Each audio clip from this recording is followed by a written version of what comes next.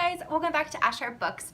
Today I'm going to be doing my April Part 2 wrap-up. So I think I've read about 11 other books since the middle of the month, so I've had a really good reading month. So I'm really excited to talk to you guys about the books I read the second half of the month. So the first 3 books are all in the same series, and that is in this series, which is called the Sinful Bride series, and it's by Christy Caldwell.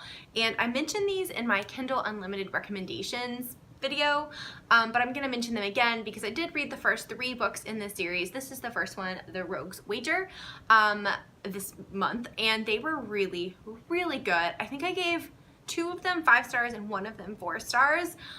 It was fantastic. It's such a good historical romance.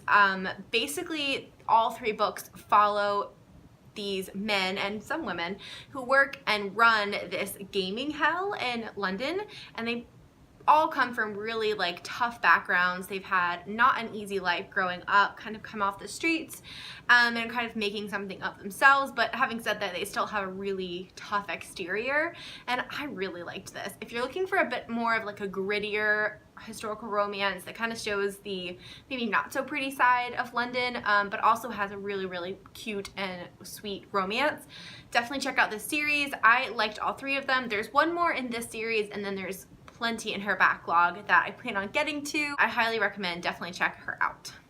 The next book I read this month I actually don't have with me because I borrowed from the library on audio, and that is called Just Like Heaven, and it's by Julia Quinn. This is the first book in her Smythe Smith series, which is basically a spin-off of the Bridgertons. So I have not finished the Bridgertons, but I really wanted to kind of pick up something else, and this sounded really, really sweet, and they had this one available, and the other one, the next time, the Bridgertons, wasn't available yet. So anyways, I really liked it. It basically, you don't have to have read all the Bridgertons, but I would say you probably should read at least the first maybe 3 books from them, just because there are characters mentioned in the spinoff that wouldn't make as much sense. But this story, Just Like Heaven, basically follows kind of the like brother's best friend trope. So basically there is our main female character, and she is a lot younger than her siblings because she was kind of the baby of the family. Like there's a pretty big age gap, so she always kind of feels like left out and kind of lonely. Well, it's come time for her to marry, and her brother got himself into some trouble a few years ago, her older brother, and he is not in the country. So he has kind of told his best friend that, hey, you need to look out for her and make sure she gets married well and like helps the family and everything, and herself, because he is a good brother. So his best friend comes and kind of tries to help her, you know, find love, and it was really cute and really funny. It was such a sweet story. I feel like Julia Quinn really nails having sweet, likable characters that have flaws, but flaws that you can kind of appreciate and not like hate. Like you still get those character struggles and, you know, tribulations they have to go through in order to kind of find love, but it's definitely a lot more lighthearted than the series I just talked about from Christy Caldwell. I definitely say that one has a lot more kind of like darker themes than this one, but it was super sweet. It was hysterical. The antics that her heroines get themselves into are just so funny. So definitely love that. I think I gave that one, I think I gave it 5 out of 5 stars. I cannot remember, but I'm pretty sure it was either a 4 or 5. The next one is another historical romance. The beginning of this month was very historical romance heavy, and that was The Hunter by Kerrigan Byrne. And I read the first one, The Highwayman, last month, or was it earlier this month? I don't remember. I read it sometime before now, and it was great. I loved this one as well. Again, this one's going back towards a little bit of a darker historical romance, a little bit grittier. So this follows a character we met in the first book called Christopher Argent, and he's kind of an assassin basically. He works for Dorian Blackwell, and he met him when he was in Newgate prison, and basically you don't know very much about him starting off, but I will tell you the prologue of this book had me crying. I was listening to the first part of this on audio, and I was going to work, and I had to like stop the audiobook because I couldn't stop crying. It really was a great story, and our female character for this is named Millie. I thought it was Millie. And she is actually an actress, but she also has a lot of secrets that she's keeping, and you don't really find out what those secrets necessarily are until further into the book. But they're definitely both very mysterious characters, but they're also characters that, again, have those flaws, but they're kind of understandable. And Tell you what, Kerrigan Byrne really makes you believe and fall in love with these heroes, which on paper sound like terrible human beings, but the way she writes them and the way she kind of unpeels their character kind of development throughout the book is so good. I highly recommend this. This is book 2. I can't wait to get to book 3, and I give this 5 out of 5 stars. Next book I read this month was a reread, and that was #Nerd by Cambria Hebert. I've talked about this one a few times before, so I won't talk too long, but this is kind of one of those books that's a personal favorite. I love this series. It's kind of one of those books that if I get a bit in a funk and I just don't know what to pick up, I'll pick up one of these or I'll listen to it on audio, and it just kind of gets me out of the funk. I don't know. At this point, it's just kind of a comfort read. But this one follows Romeo and Rimmel, and Romeo is the star athlete. He's the star athlete. He's the star quarterback on the football team, and Rimmel is kind of your geeky girl, nerd, and she starts tutoring him, and she also like volunteers at the animal shelter, and it's kind of just their story. There's a lot more to it. The whole series, though, to me is really about developing family and realizing family is not just your blood relations, but it's kind of who you choose and how your friends become your family, and I just really love this story. I love Romeo and Rimmel, and I, of course, gave it 5 out of 5 again. I highly recommend if you're looking for like a new adult sports romance with a lot of heart. I really think this series is a winner. So the next book I read this month was called The Safest Lies, and it's by Megan Miranda. This is kind of like a YA psychological thriller.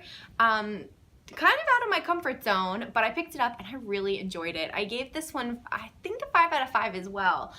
Just off of enjoyment factor, I was really sucked in. Again, I listened to most of this one on audio, and it was really good on audio.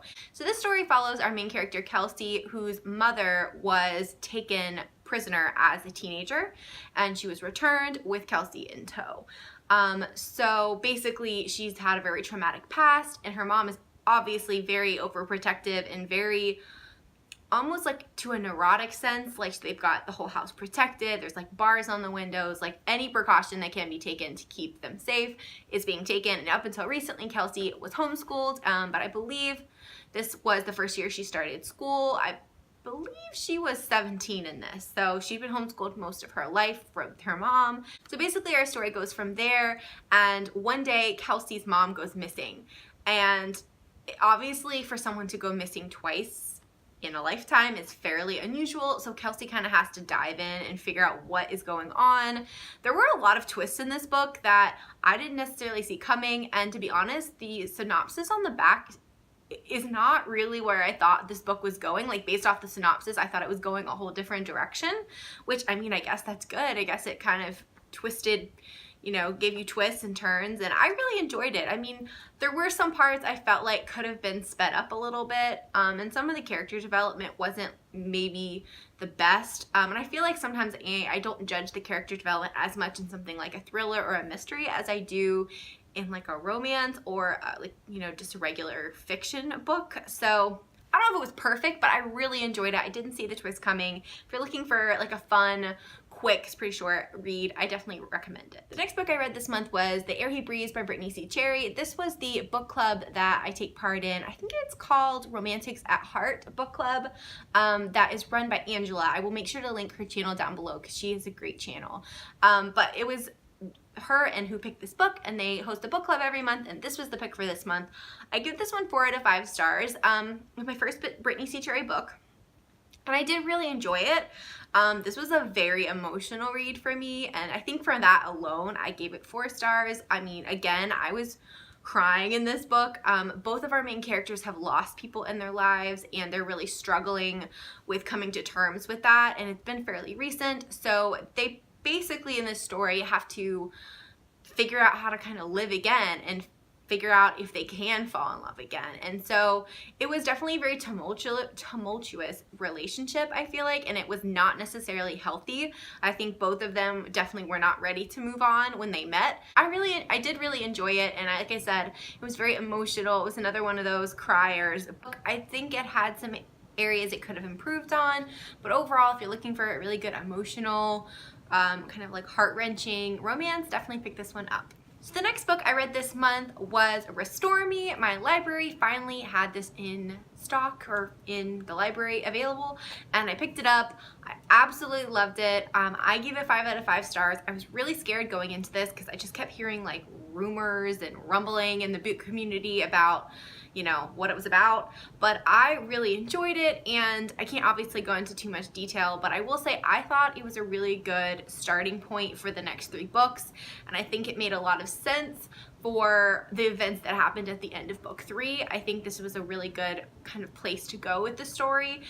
There were some twists and turns I did not see coming, and the ending of this book was crazy. I don't know how I'm gonna wait until the next book comes out, but it was really good. If you're hesitant, definitely don't be. I would suggest picking it up. The next book I read was Not If I Save You First by Ali Carter. This is the first book I've read by Ali Carter, and it's her newest release. So this book was really good. I gave this 4 stars out of 5, probably more like a 4.5. So this story follows our main female character, who is the daughter of the president's security, or the head of security, and the son of the president. And basically it starts when they're kids and they're just best friends. They do everything together. They love hanging out with each other and being together. And then something happens where they're not able to be together anymore, and our female character has to move to Alaska. And I'm not talking like, you know, like chalet Alaska. I'm talking like in a cabin in Alaska. And basically the story goes from there. There's a lot of, it's kind of part mystery. There's a lot of like twists that happen. There's a bit of a mystery as far as like you have to figure out what's going on. Obviously having the president's son and the head of security's daughter is part of the story, and I don't really want to say much more because I went in kind of blind and I really loved it. But I loved our main characters. Like, she was a badass, and she could like, I love that she was a girly girl, but she could also like kick someone's butt. So I loved it. I loved that the guy was not some like macho hero who wouldn't take anyone's help. He really did, like, if he needed help, he's like, I need help. He's not gonna, you know, kill himself to be the macho hero. So I really love this book. If you want to try Ali Carter, I definitely suggest this one, and I'm definitely going to pick up more of her work. The last book I read this month was called Your Rhythm, and for some reason I was having trouble pulling it up on my Kindle, but I was sent this book by Katia Rose. It is a romance novel, and it's coming out on May 24th. So I highly recommend getting it. This book is a rock star romance, and it follows a journalist and was he a drummer in the band. And I thought it was such a fun take on a rock star romance. It was so refreshing because our main male character, Matt, was not a douchebag and he was actually a genuinely good guy. I mean, of course he had some baggage and things like that, but he wasn't your like typical rock star, like, you know, with all the ladies and having all of this really deep troubled past. You know, he had a good family growing up, he had a good life, and so he just was so passionate about music.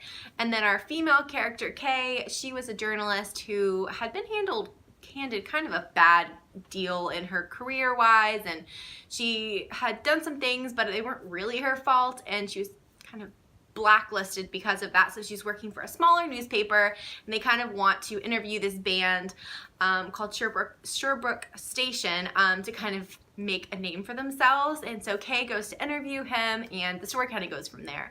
It was really cute. I highly recommend. I give it 4 out of 5 stars. If you're looking for a rock star romance, definitely look up Your Rhythm by Katia Rose when it comes out in a couple of weeks, May 24th. Okay, so those are all the books I read this month. I had a really good reading month. I enjoyed everything I read. Please let me know if you've read any of these, if you liked them, if you didn't like them, what your opinion was. I love talking to you guys down below.